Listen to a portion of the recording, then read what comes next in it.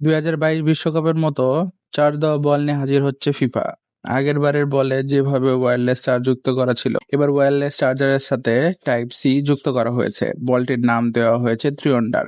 আগের বারের থেকে ভালো মানের চিপসেট ব্যবহার করা হয়েছে। এই বলে খুব একটা ওজন না বাড়িয়েও যুক্ত করা হয়েছে এই সেন্সর। এই sensor real time data analysis করতে পারে, ছোট একটি টোকাও বুঝতে পারে। এই থ্রিওন্ডারের গতি ও দিক পরিবর্তন অ্যানালাইসিস করতে পারে। 500 হার্জের এই সেন্সর সেকেন্ডে 500 বার ডাটা অ্যানালাইসিস করতে পারে। 500 হার্জে এই সেন্সর বসা থাকার কারণে পারফরমেন্সের কোনো পরিবর্তন আসে না।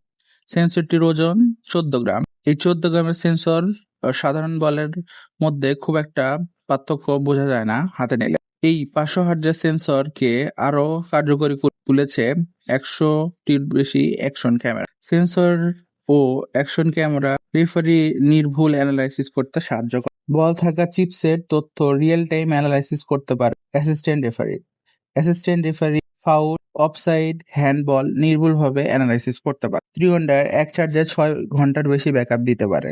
খেলার সময়, অতিরিক্ত সময় ও পেনাল্টির সময় পর্যন্ত ব্যবহার করা যায়। এটি খেলা শুরুর আগে নিয়ম করে 2 ঘন্টা চার্জ দিতে হয় থ্রিওন্ডারকে। এই বল ব্যবহার করে খেলার মধ্যে অনেক বড় সমস্যার সমাধান পাওয়া যায়। বাঁচায় খেলার টাইম, বাড়ে না এক্সট্রা সময়। থ্রিওন্ডার ব্যবহার করার কারণে খেলাতে আসবে গতি, বাঁচবে সময়, দর্শকদের মধ্যে কমে বিভ্রান্তি।